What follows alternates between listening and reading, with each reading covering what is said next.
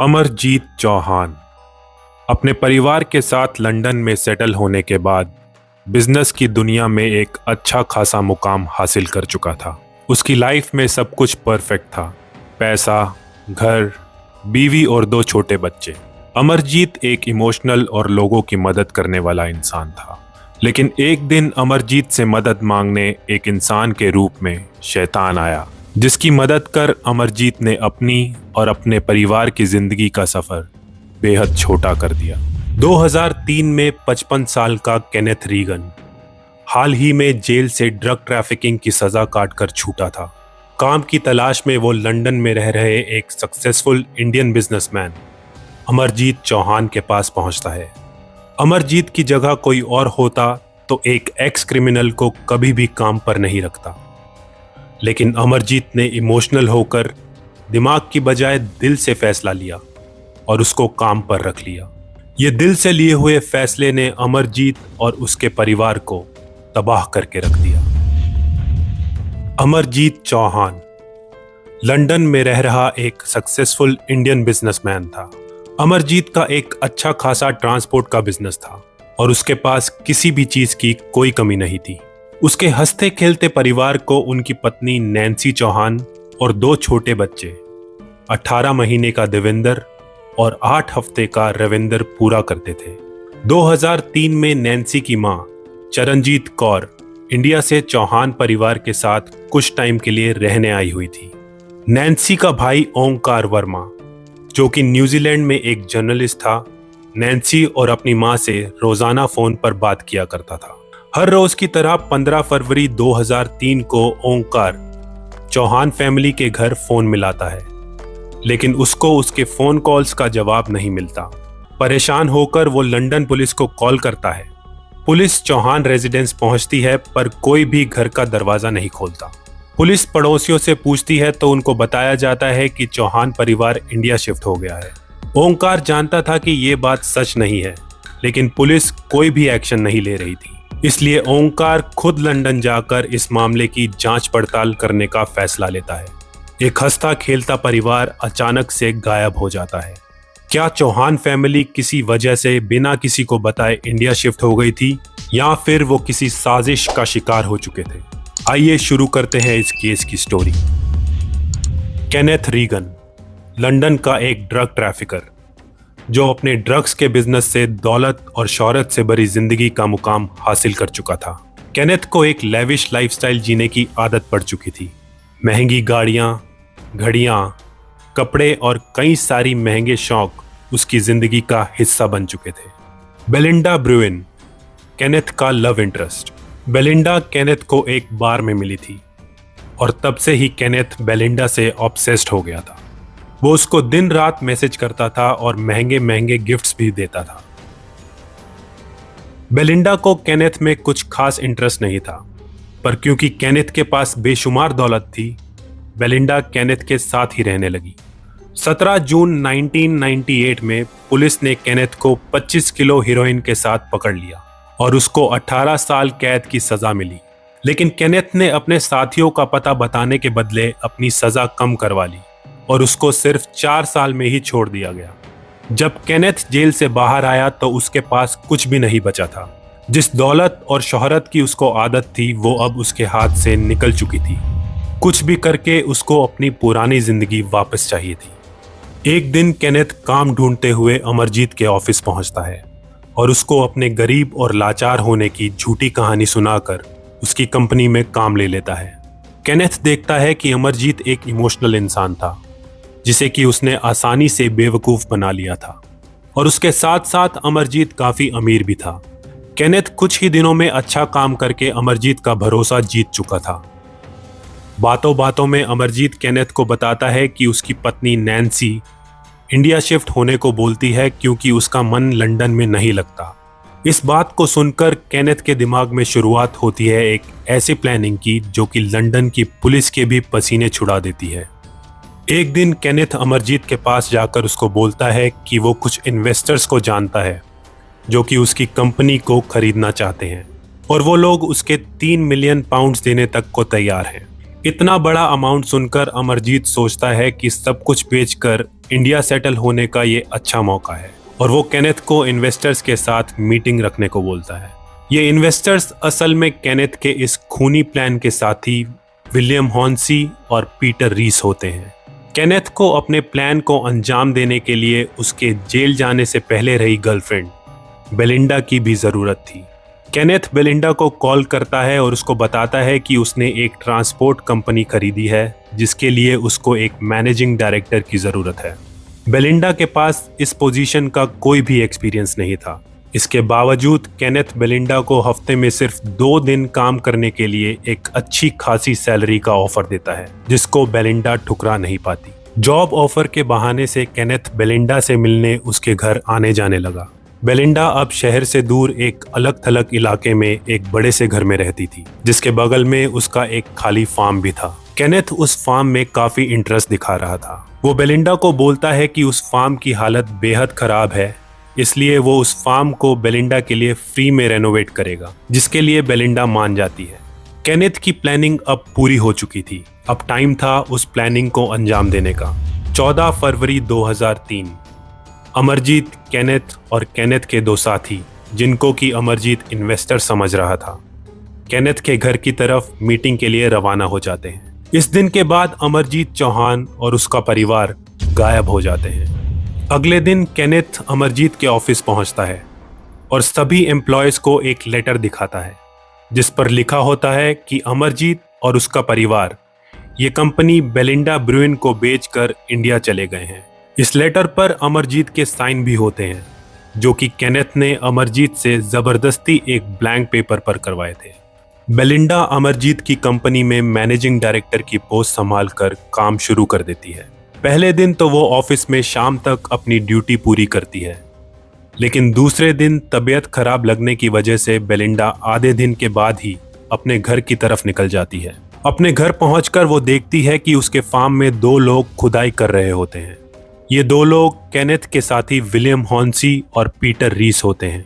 Belinda इन दोनों को बिना उसकी परमिशन लिए फार्म की खुदाई करते देख बौखला जाती है और पुलिस को फोन करने की तरफ बढ़ ही रही होती है कि उसी टाइम केनेथ वहां पहुंच जाता है और बेलिंडा को बोलता है कि वो फार्म को रेनोवेट करके बेलिंडा को सरप्राइज देना चाहता था। किसी तरह केनेथ मामला शांत करता है और बेलिंडा अपने घर आराम करने चली जाती है।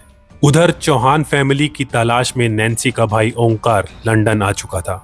वो चौहान फैमिली के घर पहुंचता है और देखता है कि बच्चों के खिलौने फर्श पर बिखरे पड़े थे, फ्रिज में खाना पड़ा था और सबसे बड़ी बात, ओंकार की मां चरणजीत कौर की धार्मिक किताब गुरु ग्रंथ साहिब भी घर में पड़ी थी।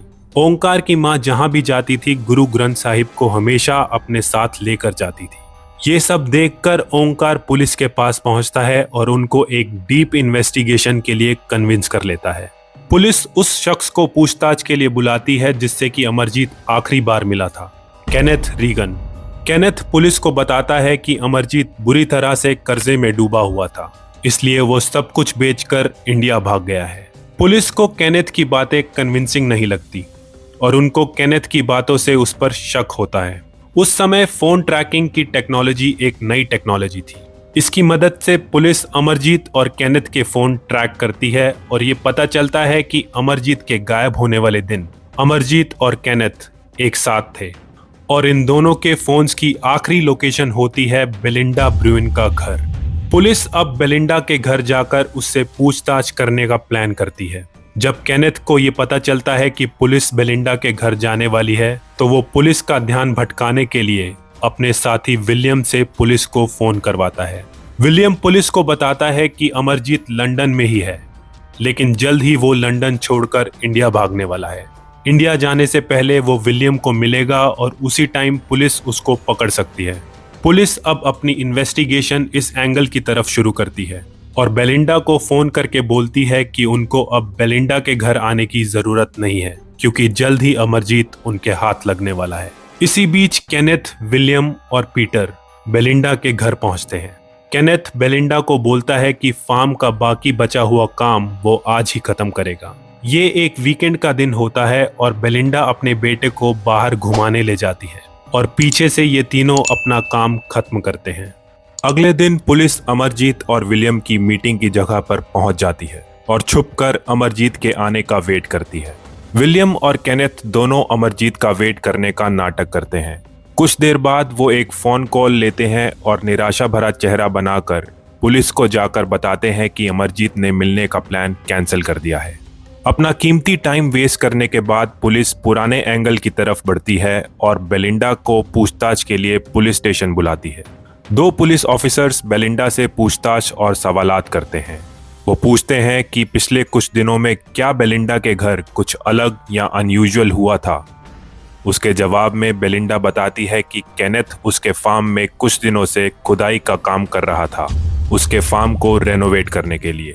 ये सुनकर पुलिस के कान खड़े हो जाते हैं और वो बिना टाइम वेस्ट किए बेलिंडा के फार्म पहुंचकर खुदाई शुरू करवाते हैं। पुलिस को यकीन था कि अमरजीत और उसके परिवार की लाशों को केनेथ ने यहीं दफनाया होगा। 5 दिन तक उस फार्म में खुदाई होती है, लेकिन जिन डेड बॉडीज की उनको तलाश थी उनका कोई नामो निशान वहां नहीं मिलता। केनेथ और उसके साथी पुलिस का ध्यान भटकाकर पहले ही अपना काम कर चुके थे। अप्रैल 2003। पुलिस को चौहान फैमिली को ढूंढते हुए 2 महीने बीत चुके थे, लेकिन उनके हाथ अभी तक कुछ भी नहीं लगा था। लंदन की एक बीच पर एक लड़का अपने पिता के साथ बोटिंग का लुत्फ उठा रहा होता है। समुद्र की कुछ दूरी तय करने के बाद उन दोनों को एक लाश तैरती हुई दिखाई देती है। वो लाश काफी समय तक पानी में रहने की वजह से फूल चुकी थी और पानी की सतह पर तैर रही थी। पुलिस को कॉल किया जाता है और बॉडी को मुर्दा घर भेज दिया जाता है। लाश की शिनाख्त करने में 2 हफ्ते का समय लगता है और पता चलता है कि वो लाश मिसिंग बिजनेसमैन अमरजीत चौहान की है। ओंकार वर्मा को बॉडी पहचानने के लिए बुलाया जाता है।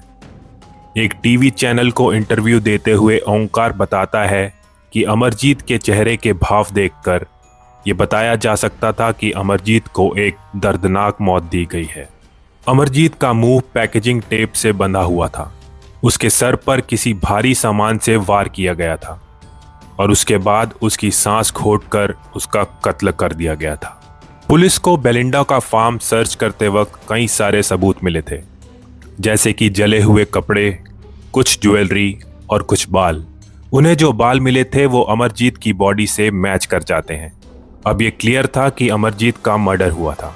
मर्डर के बाद उसको बेलिंडा के फार्म में दफनाया गया था।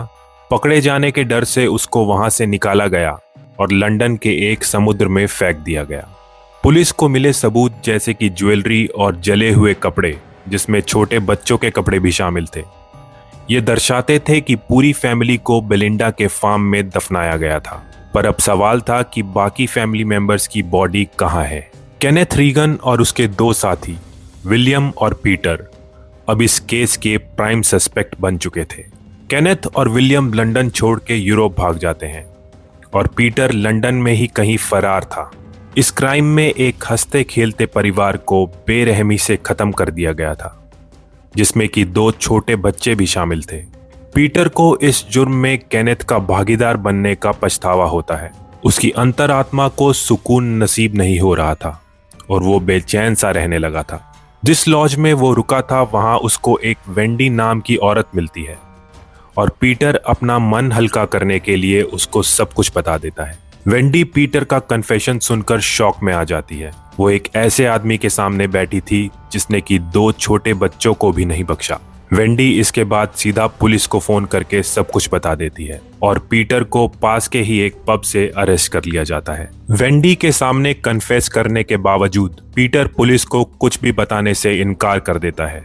चौहान फैमिली के बाकी मेंबर्स की कहानी अभी भी एक मिस्ट्री बनी हुई थी, लेकिन 3 हफ्ते बाद एक मछुआरे को एक और बॉडी लंदन के उसी समुद्र में तैरती हुई मिलती है। ये बॉडी होती है नैन्सी चौहान की, जो कि बुरी तरह से डिकम्पोज हो चुकी थी। कुछ ही दिनों बाद आखिर केनेथ और विलियम को यूरोप से अरेस्ट कर लंदन लेकर आया जाता है, लेकिन ये दोनों भी पुलिस को कुछ भी बताने से इनकार करते हैं, क्योंकि इनको मालूम था कि पुलिस के पास इनके खिलाफ कोई सबूत नहीं है। पुलिस इन तीनों के फोन ट्रैक करके ये तो पता लगा लेती है कि अमरजीत के मिसिंग होने वाले दिन इन तीनों के फोन की लोकेशन और अमरजीत के फोन की लोकेशन मैच करती है, लेकिन इन तीनों ने ही अमरजीत का मर्डर किया है, इसको साबित करने के लिए पुलिस के पास कोई सबूत नहीं था। इस केस का एक लौता सबूत अमरजीत खुद अपनी मौत से पहले पुलिस के लिए छोड़कर गया था। और वो भी अपनी जुराब के अंदर। फोरेंसिक टीम के लिए जुराब एक सबूत के तौर पर ज्यादा मायने नहीं रखता, इसलिए अभी तक उनका ध्यान अमरजीत की जुराब पर नहीं गया था। पर आखिर में जब फोरेंसिक टीम अमरजीत की जुराब पर गौर फरमाती है तो उनको जुराब के अंदर से एक लेटर मिलता है। ये लेटर एक बिल्डिंग कंपनी से केनेथ के घर आया था, जिस पर केनेथ का नाम और एड्रेस होता है, और लेटर की डेट उसी दिन की होती है जिस दिन अमरजीत गायब हुआ था। अमरजीत को जब केनेथ किडनैप करके अपने घर लाया और उससे ब्लैंक पेपर साइन करवाए तो अमरजीत समझ चुका था कि उसकी मौत अब निश्चित है। इसलिए मौका देखकर उसने वो लेटर अपनी जुराब में छुपा लिया ताकि उसकी बॉडी मिलने पर पुलिस को क्लू मिल सके और शायद पुलिस उसके बीवी और बच्चों को बचा सके। लेकिन अमरजीत को क्या पता था कि जब वो ये लेटर छुपा रहा था तभी केनेथ और विलियम पीटर को अमरजीत की निगरानी में छोड़कर उसके घर की तरफ उसकी फैमिली को खत्म करने के लिए निकल चुके थे। केनेथ का प्लान अमरजीत की पूरी फैमिली को खत्म करके उसकी कंपनी और प्रॉपर्टी हथियाने का था। 9 महीने चले इस केस की सुनवाई के बाद पीटर रीस को 23 साल कैद की सजा सुनाई जाती है और केनेथ और पीटर को उम्र कैद की सजा सुनाई जाती है। ये दोनों अब कभी भी एक आज़ाद जिंदगी नहीं जी पाएंगे। कुछ टाइम बाद नैन्सी और ओंकार की मां चरणजीत कौर की लाश भी एक समुद्र में मिल जाती है, लेकिन अमरजीत और नैन्सी के दोनों बच्चों की बॉडी कभी भी नहीं मिल पाई। केनेथ और उसके साथियों ने कभी भी पुलिस को इन मर्डर्स की डिटेल बयान नहीं की। ओंकार वर्मा आज भी ये सोचता है कि कैसे उन दरिंदों ने उसकी बहन, उसके 2 छोटे भांजे और उसकी मां का कत्ल किया होगा। क्या उन्होंने सबसे पहले उसकी मां को उसकी बहन के सामने मारा होगा या उसके भतीजों को उसकी बहन और मां के सामने? इस बात का जवाब शायद ओंकार को उसकी मौत तक सताएगा।